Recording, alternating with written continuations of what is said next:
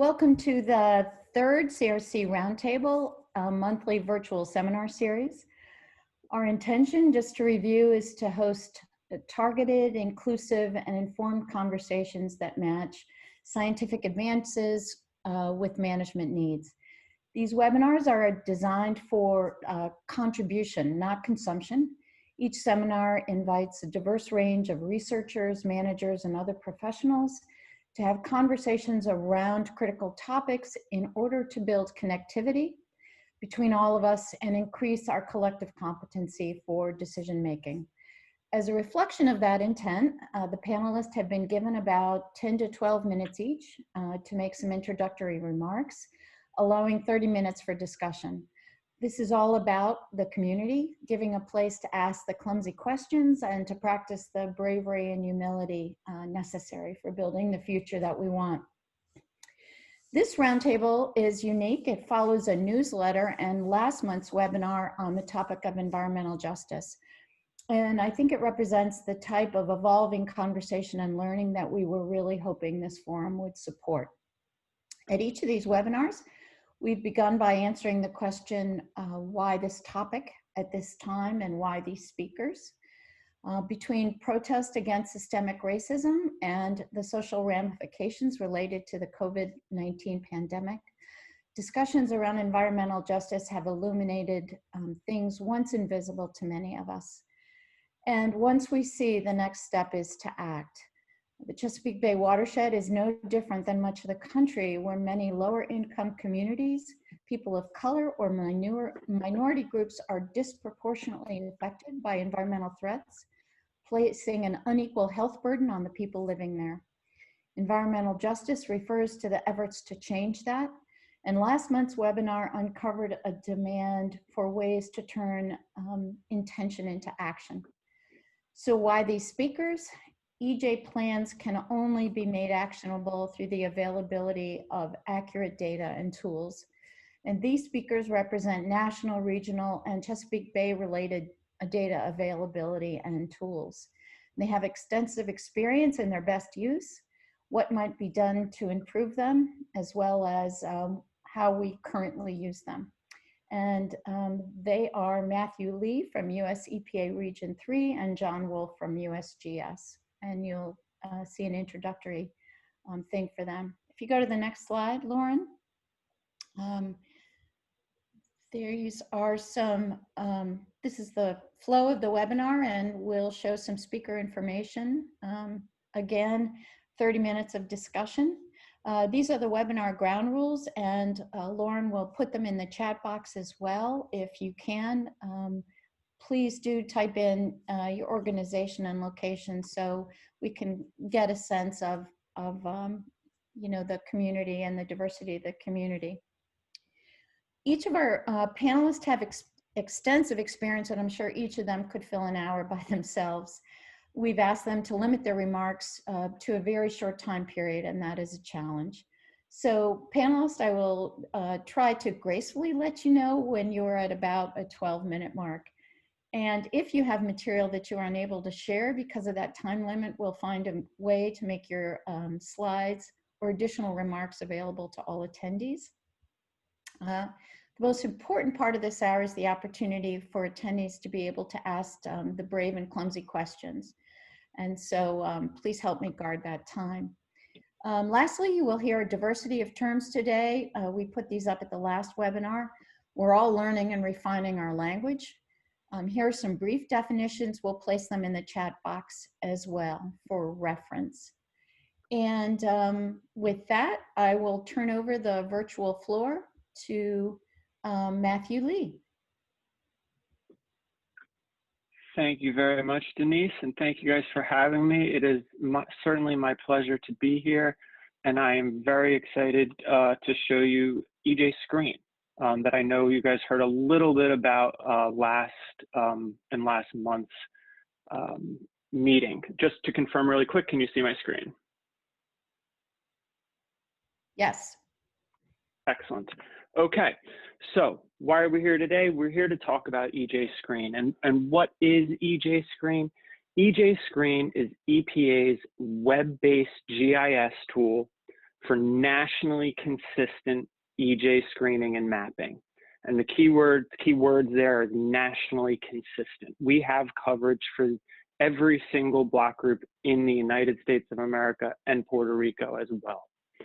And what EJSCREEN does that sets it apart from your other GIS tools like EnviroAtlas or NEPA Assist is that EJSCREEN combines environmental and demographic data to highlight areas where vulnerable populations may be disproportionately impacted by pollution. And this really gets back at the crux of environmental justice, you know, vulnerable populations, your poor, minority, linguistically isolated communities that may be disproportionately impacted by pollution. And that's exactly what EJSCREEN strives to highlight, is those type of areas. I'm going to start with limitations to the tool. That might seem a little bit weird, but it is just as important to understand the limitations as the uses of the tool. Screen is in the name of EJSCREEN. It is simply a starting point. EJSCREEN highlights places for the further review for the potential of EJ concerns, right? Any screening level tool, and EJSCREEN is no different, should always be supplemented with local knowledge and experience, right? Nobody knows the community better than the community, and certainly not better than a desktop screening tool. So this information should always be supplemented. Likewise, EJSCREEN does not cover every single environmental issue. We do have 11 environmental indicators built into the tool, and they do span the gamut of air, water, toxics. But as I mentioned up front, this is a nationally consistent screening tool, and there's a lot of power in that. But having a nationally consistent screening tool also has its limitations, right? In that we can only use data which is available to us at a nationally consistent level.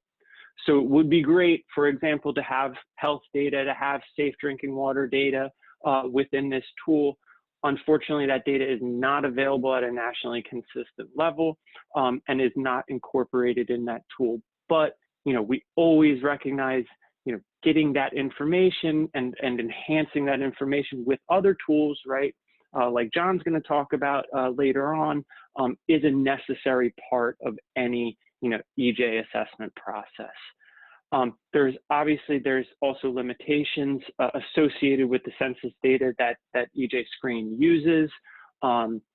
Very small communities may not be adequately characterized by the census data, right? We know those limitations. They're no different from the census data than within EJSCREEN. And if you come away with nothing else from my presentation, EJSCREEN does not label EJ communities or not EJ communities. EPA does not have a definition of an EJ community, and I don't think it would be appropriate to have a definition of a community. What is the geographic boundary of a community? Take off EJ, right? That is hard enough as it is to describe and put a definition around, and then you add EJ, you're never going to have a formal definition or a formal label, right? So that is not what EJSCREEN does. It simply highlights areas for the further review for potential of EJ concern. All that being said, we have an extraordinarily powerful tool that does a great job, again, of highlighting areas where vulnerable populations may be disproportionately impacted by the pollution. And EJSCREEN does that in the term of EJ indices, right? There's 11 different EJ indices, one for each of the environmental indicators, and the EJ index is a combination of that environmental and demographic data. And again, that's what really sets EJSCREEN apart from your other tools.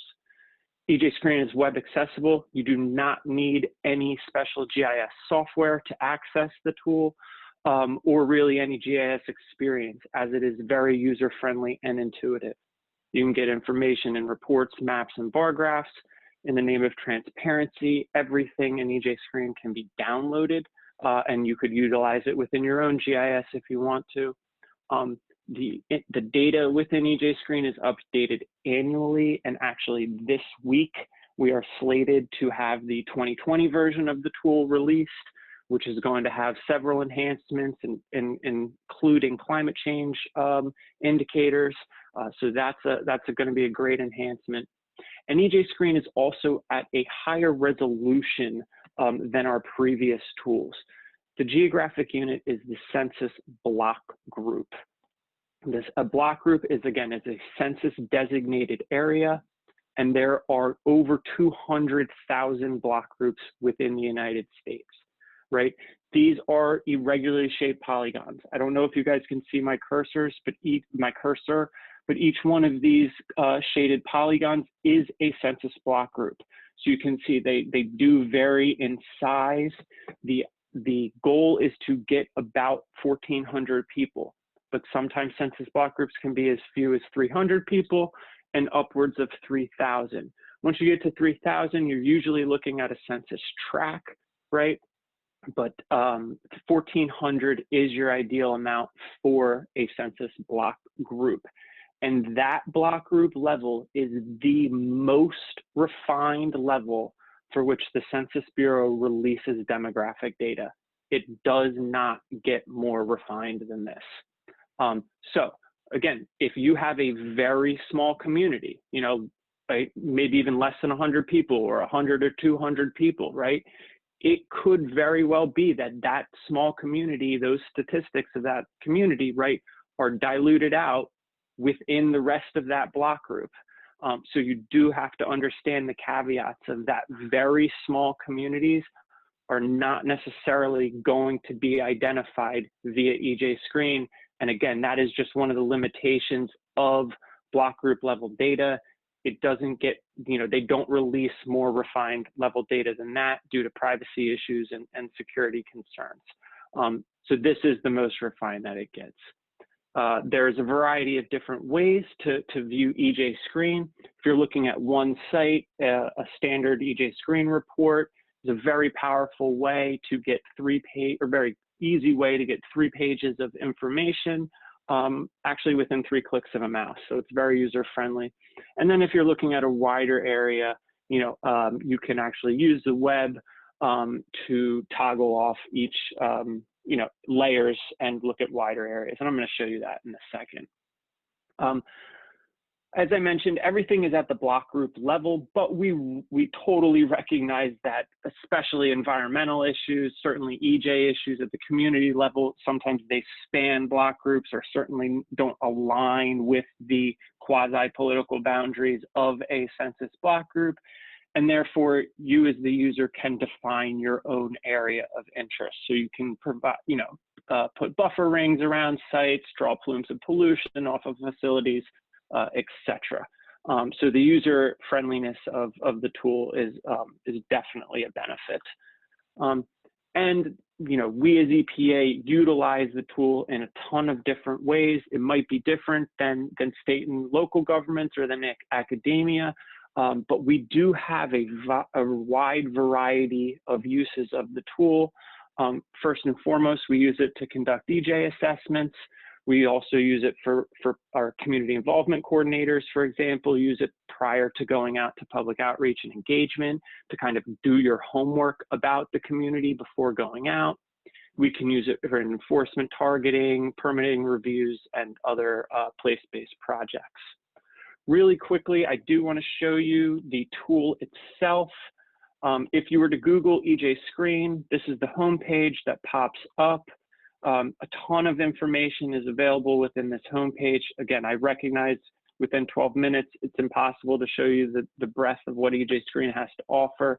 There's a lot more information here, the metadata behind the different indicators, where to download the data, and then other resources, including I think 12 different YouTube videos associated with different uses of the tool.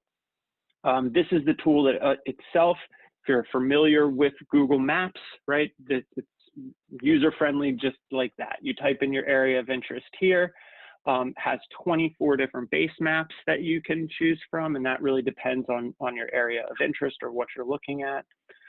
Bookmarks, measure, print, erase, all standard GIS, radio buttons.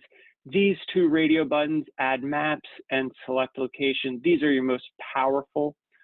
Again, when you're looking at an area that is wide, like the Chesapeake Bay, for example, you might want to start with adding EJSCREEN maps. This is comparing the EJ index, the different EJ indices, right, to the national level.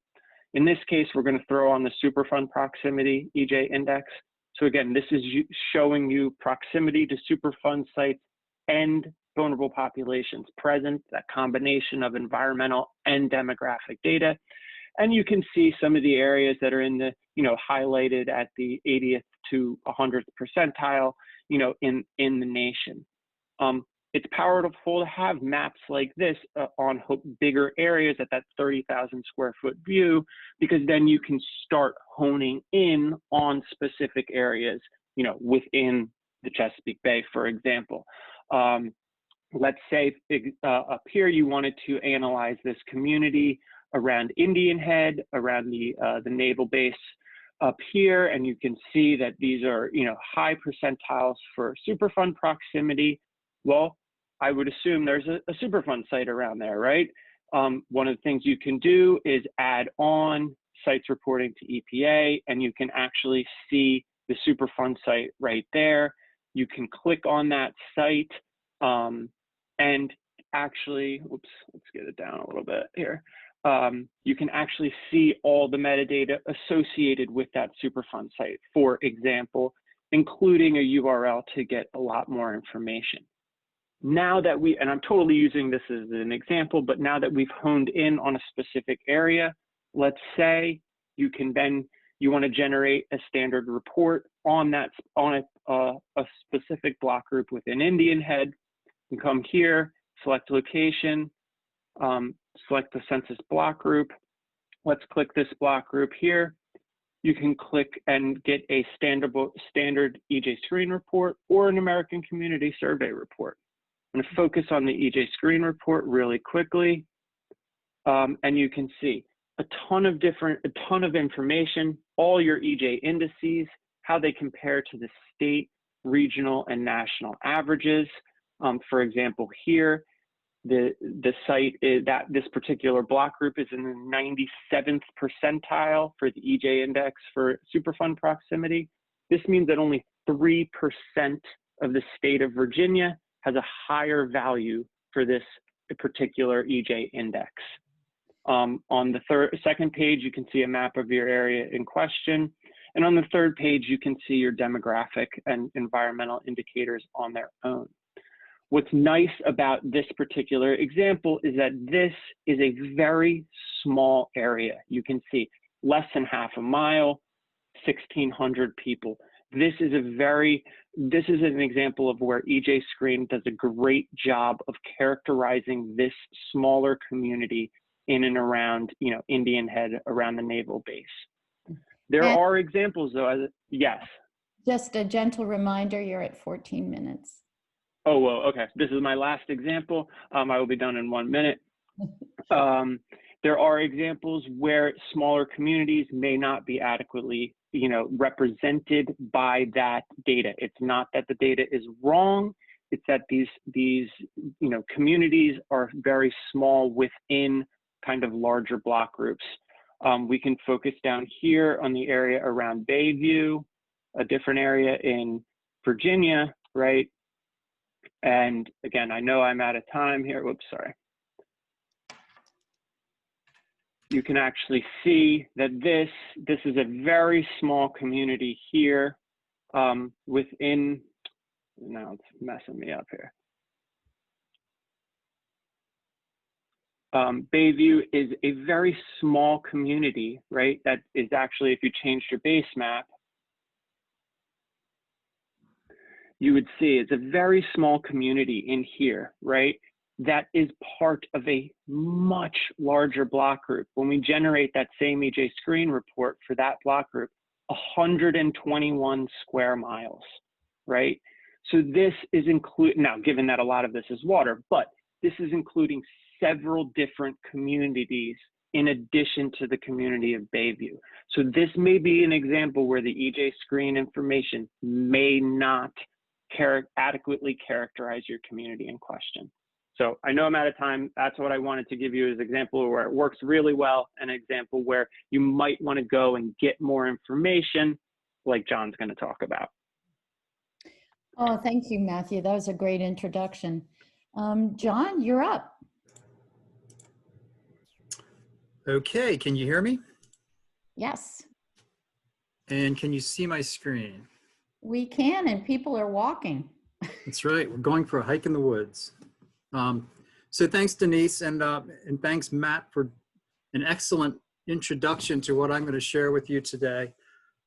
We actually draw on a lot of EJSCREEN content, so that helped me out, and I won't have to introduce that for you. So this project actually is a continuation of an effort that the Chesapeake Bay Program Diversity Work Group initiated probably about 4 or 5 years ago. And so at the time, they were interested in developing a Chesapeake-specific version of EJSCREEN. And so through some goal team funding, they were able to engage with an EPA contractor to develop this EJSCREEN Chesapeake pilot. One of the main goals of that effort was to bring in some Chesapeake-specific data. I mean, you saw some of the demographic information that Matt shared. So the idea was, well, there's a lot of issues relative to or relevant to the Bay program that aren't really addressed adequately in the national tool. So the goal was to bring in some specific Chesapeake-specific data into that environmental justice screening context. And that had some pros and cons. It was a pilot. It was a little bit clunky. And so after a couple of years and some advancements with other tools at the Bay program, we elected to evolve it into this environmental justice and equity dashboard. And so the intent here is to come up with a tool that the partnership, the Bay program partnership, and constituents could use to explore a particular place to determine, where there might be vulnerable communities, and we're drawing heavily on EJSCREEN metrics for that purpose, but also to look at questions or issues that might relate, that associate diversity interests to other environmental outcomes, and the environmental outcomes of the Chesapeake Bay Watershed Agreement in particular. But hopefully it's evolving in such a way that it could also be an educational tool, as well as a tool for the goal implementation teams and the work groups of the Bay program to better integrate diversity issues into their own efforts. Jim Edward, I think, presented last month at this webinar, and he probably gave you an overview of the diversity activities. There's a lot going on in the Bay program, and so I'm not going to focus on those sort of policy sides of things. But I'm going to walk through sort of the different pieces of the tool. And so I'm actually using a story map so I can do some interaction within the application or the presentation, but I'll give you the URL at the end to the actual application itself, the dashboard. So there's 3 primary components. There's this demographic piece, which is largely the national data sets that Matt referenced. There's a cross-outcome applications component, which is where we get into the nitty-gritty of the outcomes of the watershed agreement and how we might consider those, the geospatial aspects of those in conjunction with the environmental justice content. And then there's a third piece that is really more internal, focusing on the activities of the diversity work group itself and how that plays out geographically throughout the watershed.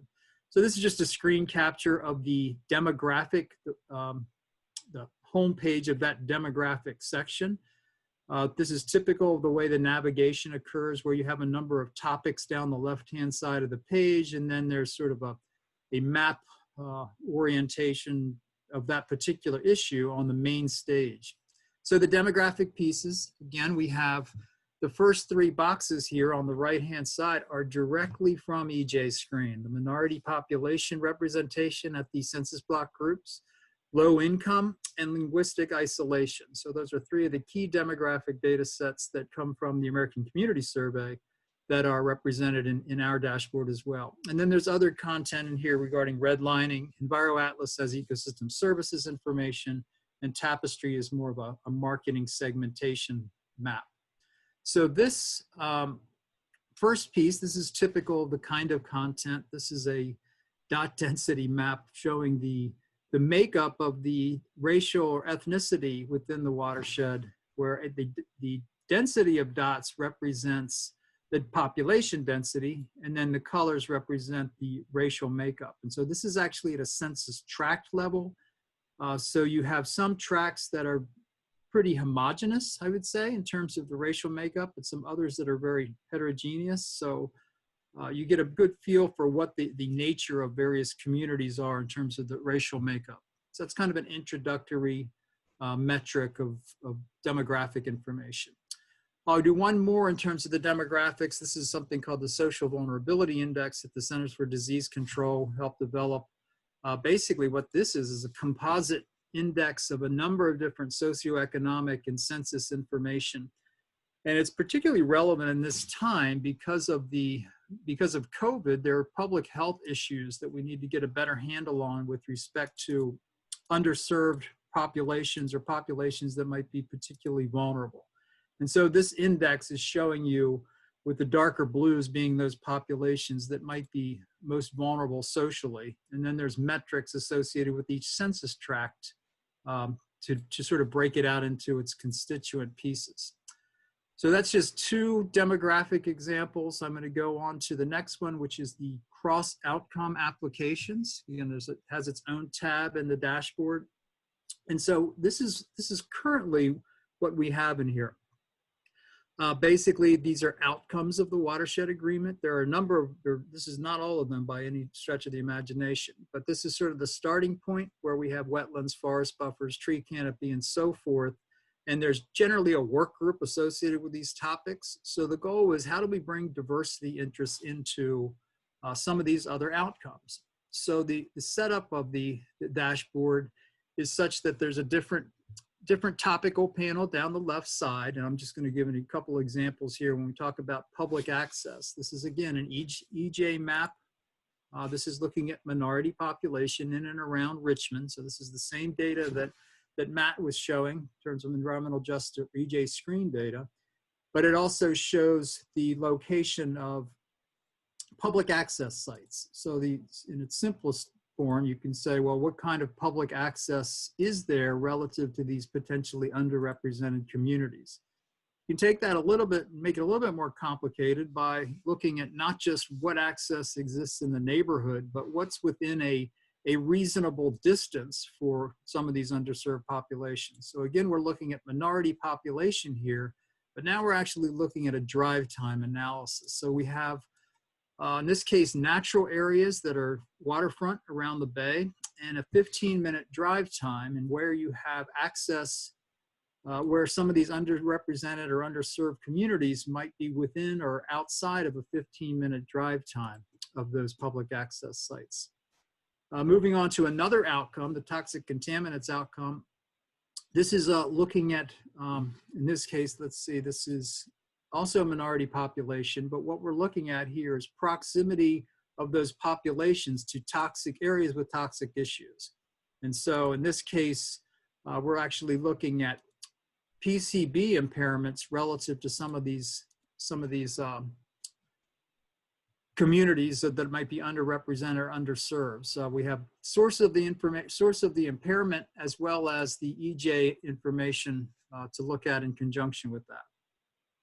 A little bit of a different take, public access and toxic contaminants combined. And this is an issue where we might have a situation with linguistically isolated communities. And so we might want to make sure that the population that is relying on subsistence fishing or whatever that might be is aware that there might be fish consumption impairments in the area, or PCB impairments, and so forth.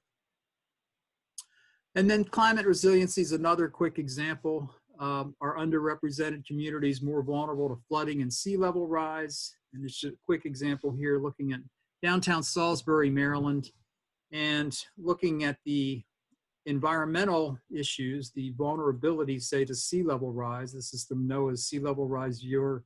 Or in Maryland, there's storm surge layers. So we can see there's some potentially vulnerable communities. And then to look at those in conjunction with the EJ data to see, well, in the case of a hurricane or whatever that might be, certain communities, certain underrepresented communities may be more threatened than others.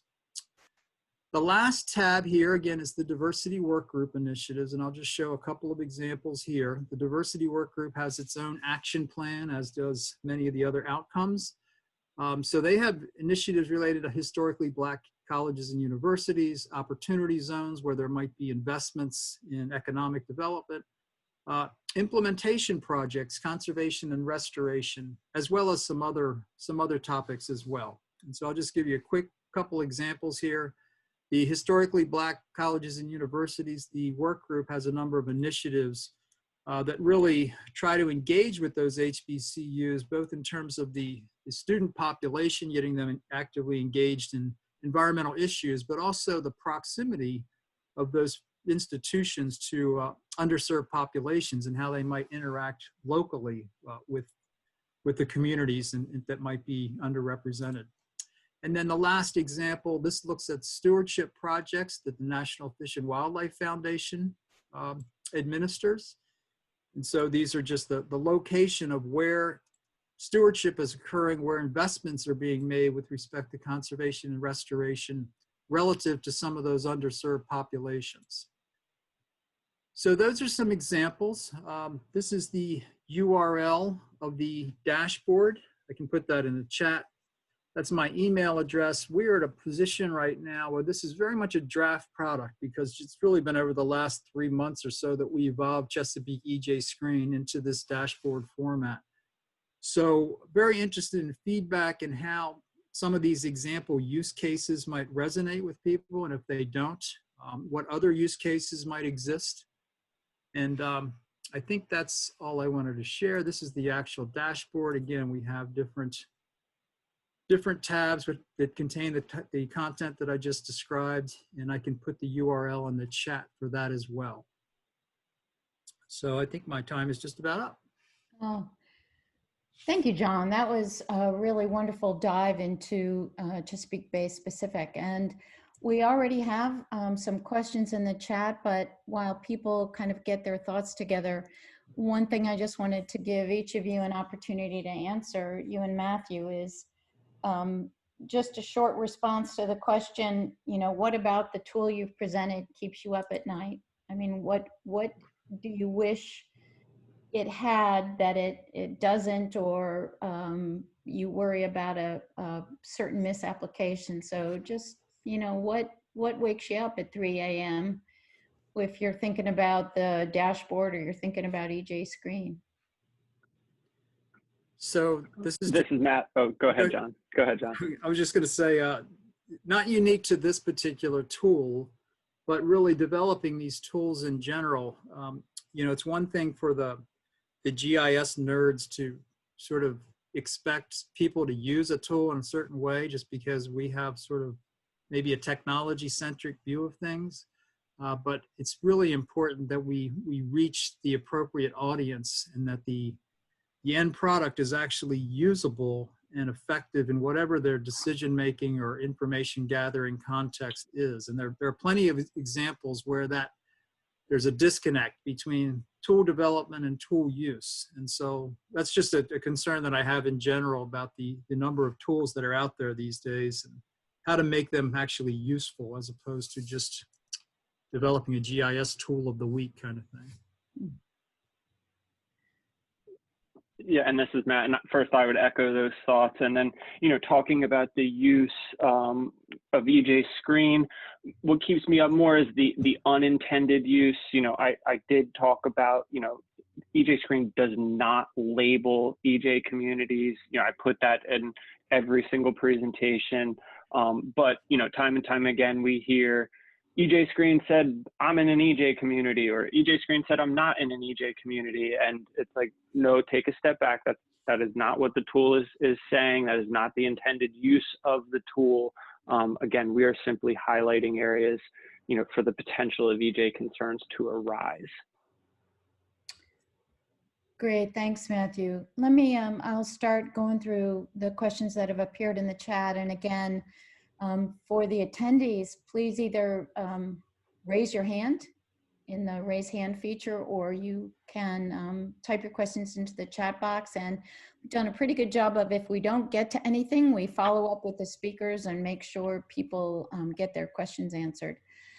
The first one was from Amanda Noblock, and it was, are there plans to update EJSCREEN with the 2020 census results once they're available?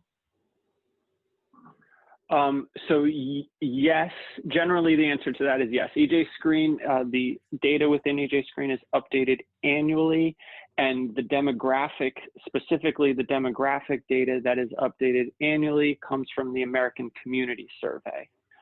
So the American Community Survey is 5-year averages of census data, right? This is all information released from the Census Bureau, so I would definitely point you to their website if you have specific questions. So we use, EJSCREEN uses the American Community Survey, which is slightly different than the decennial 2020 census. Nonetheless, when the 2020 decennial census information is released within the American Community Survey, it will certainly be utilized, but that won't be for another couple years. Okay. John, is that kind of similar to the dashboard? Well, for the environmental justice data sets, we rely on updates to EJSCREEN. So we make updates when they make updates, basically. I mean, it's still a new product, but that's the way we've dealt with the demographic data from the American Community Survey in particular. Mm-hmm. There's a wide variety of other data in our dashboard that has different update frequencies. So it really depends on the topic in terms of how often this information would be updated. Okay, thanks. William, Bill Dennison has asked, how dynamic are the data sets used for EJSCREEN? For example, will COVID-induced changes in travel be reflected in EJ data layers? And Bill, if you're available, be free to interact with the answers by unmuting yourself if you want. There you are.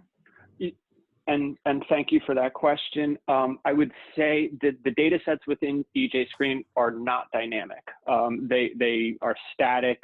They do get updated annually, as I mentioned, so that is kind of the dynamic part of them. They do get updated on an annual basis, but they are certainly static data sets. Likewise, at this point in time, we do not have COVID data in there. Again, as I mentioned, the limitations of having a nationally consistent screening tool. At this point, I think the only nationally consistent COVID data that we have is at the county level. That, we might add that as a layer in 2021, but it's not going to be incorporated into any EJ index at this point, again, because of that county level data and that nationally consistent limitation. Thanks for that answer. I'm particularly interested in using the EJSCREEN as a data source for an EJ index that we'd like to develop associated with our Chesapeake report card, which is done on an annual basis. So that's why I'm interested in how dynamic these data. I mean, a lot of the demographics, of course, aren't going to change annually, but some of these other layers may. Mm-hmm. And all that information and the source year is available within the metadata of the tool. So you can either get it added through the Identify tab next to each one of the layers within the web-based application, or on the EJSCREEN homepage. If you click on the environmental indicators or demographic indicators, it clearly indicates which year the data is currently pulling from. Perfect. Thank you. John, is there any data layer or an answer to that question as regards the dashboard? There's not currently. There is an effort that the Chesapeake Conservancy is engaged with the state of Virginia on an environmental justice / COVID project for a web mapping application. It's just getting underway. Some of the county scale impacts data sets that you see in like the Johns Hopkins dashboard are published in such a way that they could be consumed in other applications. This is all relatively new in terms of how this plays out in the context of the Chesapeake Bay Program partnership. I mean, it's technologically feasible to integrate some of that data. What the messaging is and ramifications for decision making, I'm not sure we have a handle on that yet, but it's an interesting idea. Thanks, John. That was really interesting. This is a very good question from Jumana Vasi. How do these screening tools show cumulative impact burdens on communities? This is Matt. I'll go first for EJSCREEN. EJSCREEN is not a cumulative impact tool. So again, it's simply highlighting areas where vulnerable populations may have higher pollution burdens. You can start identifying potential, I guess, cumulative impacts by, toggling on and off the different EJ indices. Again, because of that multimedia nature where we do have, air indicators, water indicators, toxic indicators, proximity to EPA facility indicators, you can kind of start telling a cumulative effects story, but by no means is EJSCREEN a cumulative analysis tool. Yeah, I think that would be the same answer for the dashboard. Although depending on what the topic, there may be, we may be starting to get at that. I mean, you can look at the example I used for the conservation and restoration projects, the stewardship fund from the National Fish and Wildlife Foundation. I mean, you can imply that there is a cumulative impact with projects being added over time so that you have a time series of 20 years of projects as opposed to 1 year project. And there are a couple of other data sets like that where through time, either from monitoring or citizen monitoring, whatever that might be, where we're building sort of a cumulative storyline that's specific to various topics. But there's not a specific capability in the dashboard that addresses that question as it's currently posed there, cumulative impact burdens on communities. And just as a follow-up to that from Jumana, do you know of any efforts to examine cumulative impact in similar mapping tools?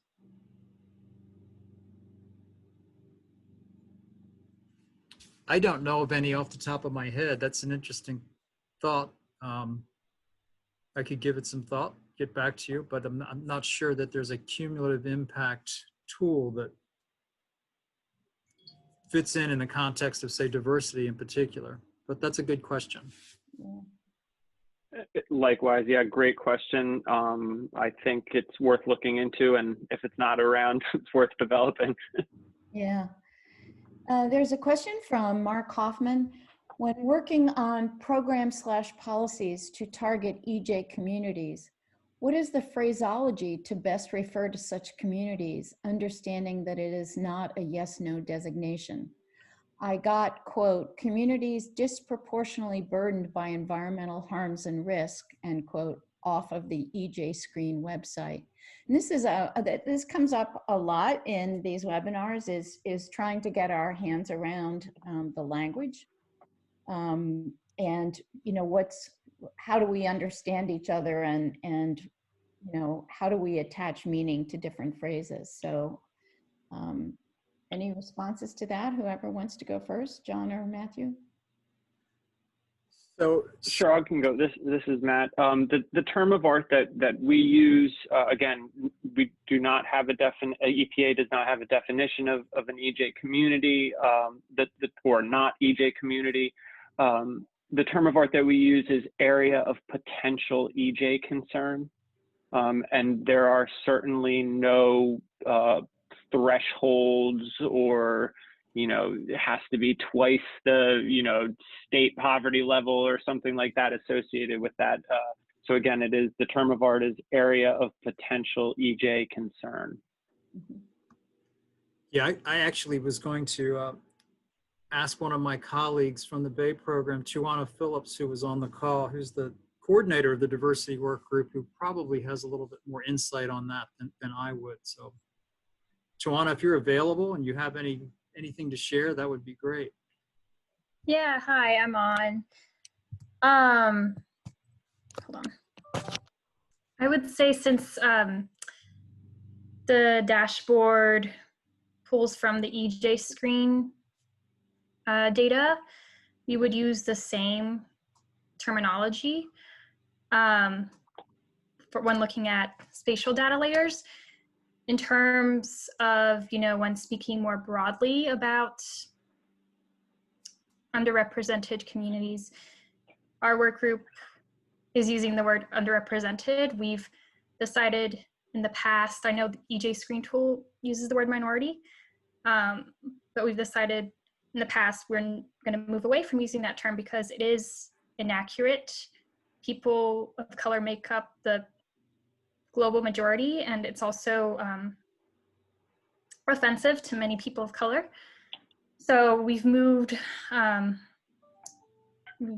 away from using minority, using underrepresented, as well as people of color, and occasionally a new term we're still figuring out if we want to move towards it or not, BIPOC, Black, Indigenous, and people of color.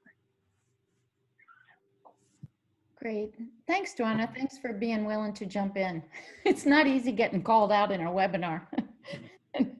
I have a question actually, which is, what's the intent of who is intended to be the primary user of the tool, and have you seen that play out in the way you intended or not? So for example, is EJSCREEN made equally both for those that are on the regulatory side looking at the potential implications of programs, or was it intended for use by communities in a planning sense, or to identify, the potential threats? And so was it intended to be utilized by one stakeholder or the other, and how have you seen it being used?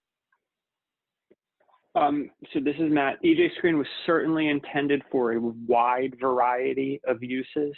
Obviously the federal government, it's created by the federal government, so that we had the most feedback, from the federal government. So we certainly, that was part of, implementing the tool and developing the tool, was federal government uses and specifically EPA uses. That being said, we released EJSCREEN to the public for as a beta version for over a year, and solicited feedback from citizen groups, community groups, academia, our local and state government partners, and really got great feedback that has turned the tool into what it is today. So it really does span the gamut of intended audiences. And we've seen that. I actually didn't have it in my presentation, but we have a pie chart that shows the breakdown of uses.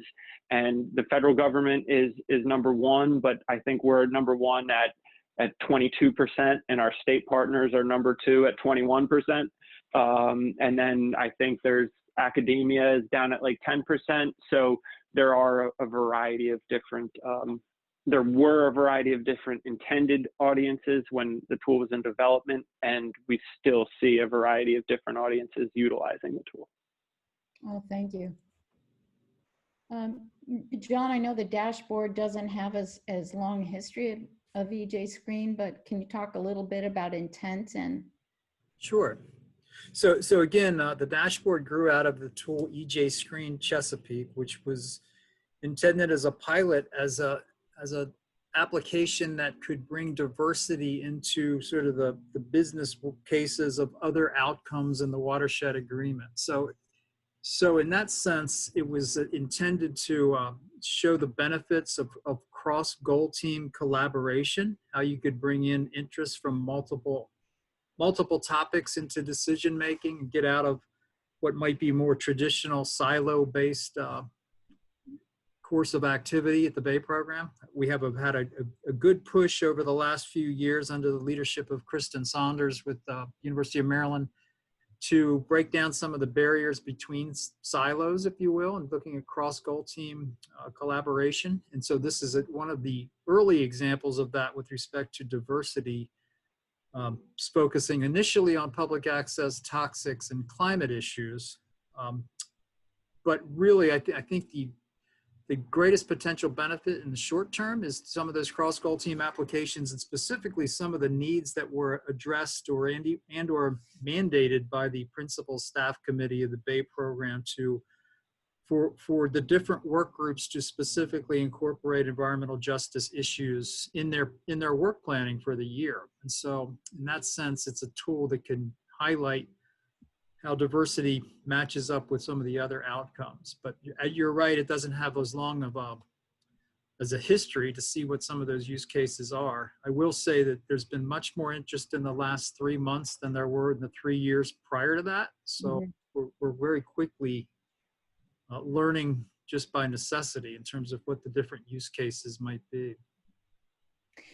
I will mention, and Mark Hoffman, if you are free to unmute, if you want to go further, there's quite a bit of chat about actually the need for a definition for a legal definition of EJ, or for policy purposes or legislation purposes for an EJ community. And I think that's a really interesting question. Is there any, I would say, intention to kind of work toward what would be an identification of an EJ community for targeting resources, or do you think it's sufficient to just call it an area of potential EJ concern? Yeah, hey Denise, good afternoon, everyone.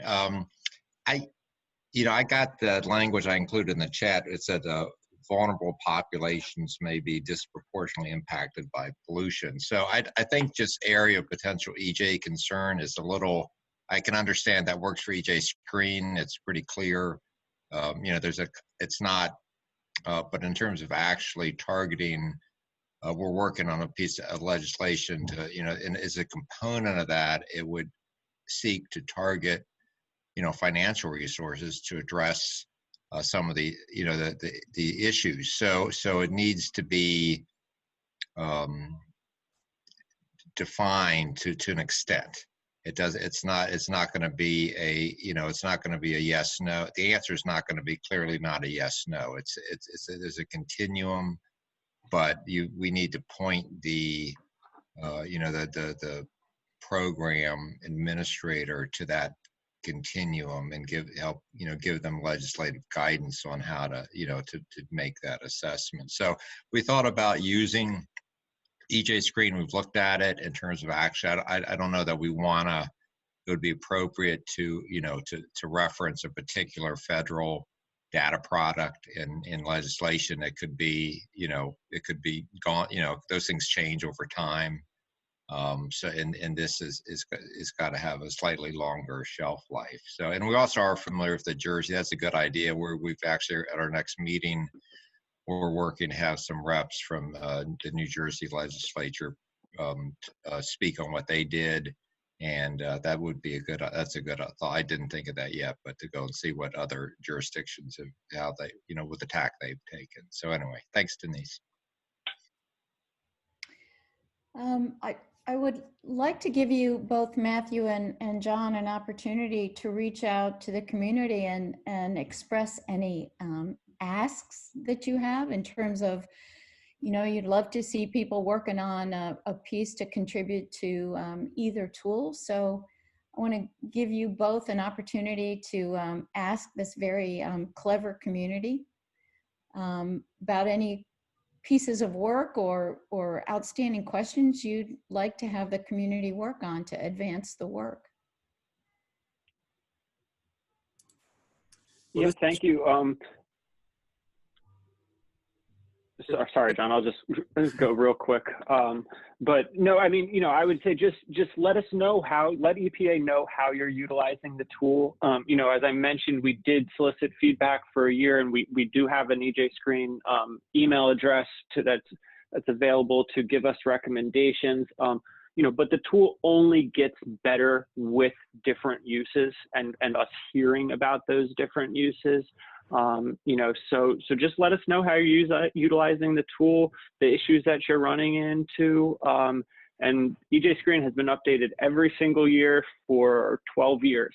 So, you know, they are willing to update, you know, and work on enhancements, which is awesome. So it only becomes better with your uses though. So let us know.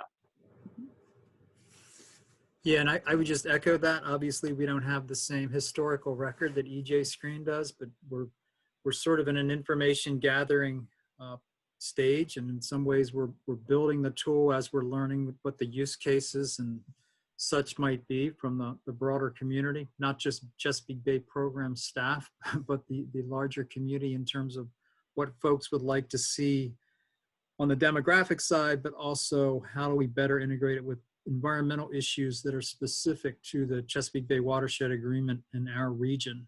And then finally, I didn't get into it much, but the functionality is something that, you know, what functionality are people interested in with respect to just turning map layers on and off, or is it something more complex or advanced than that? So, and again, I'd encourage you to, at this point, pretty much send me email if you have suggestions. That might be a more structured process over the next 6 to 12 months. I would say, John, be careful what you wish for, right? Right. Just in the last minute or two, can you just, has use of the tool, I think Matthew, you and John, you might have both just kind of talked about this, but what's been the challenges? I think there's been a pivot in public awareness and attention and demand for the tools. So has life changed over the past, I'd say 9 to 12 months for you? And you know, are you ready for that kind of increase in utility and requests for functionality? Yeah, this is Matt. You certainly nailed it on the head. I mean, I've given this is my third EJScreen presentation this week, and it's only Wednesday. And yeah, since you know, on the unfortunate events in May, you know, the requests for EJScreen training have skyrocketed, and I've given more EJScreen trainings in the last, you know, 7 or however many months it's been. Than I have in maybe even the 12 years before that. But that, again, that shows you we're ready for this. You know, again, we've been utilizing the tool internally with those, you know, 7,000 individual assessments. So we are ready for the increase, and we certainly have seen it. John, briefly, Yeah, I mean, I agree with that observation about the pattern over the last few months. Again, we developed this EJScreen Chesapeake tool about 3 years ago, and then over the last 3 months, I've had more requests for presentations and such than in the prior 3 years. So that is the reality. It hasn't become overwhelming yet in terms of sharing information, but it could, depending on the nature of requests and feedback, it could go from more of an off-the-shelf, out-of-the-box tool to more custom development. And if that's the case, I would be likely leveraging other resources that we have internally first. But if it takes on a life of its own, it's hard to predict exactly what the future of it might be. But we do intend to maintain it into the future. well, I'd like to thank you both for a great job. It's been a really active chat. I would point people to the fact that some people have submitted some places to look for helpful definitions. I'd like to virtually applaud our speakers and thank them again. The next CRC Roundtable is scheduled in December, and the theme is going to be citizen science and its potential roles in the restoration effort. The audience for the webinar, I'll just remind you, includes, you know, regional academics, grad students, CBP coordinators and staffers, environmental managers, NGOers, and the like. And so spread the word and feel free to let us know what future topics you would like to see explored. So stay safe and do what you can to keep others safe as well. And hopefully we look forward to seeing you next month.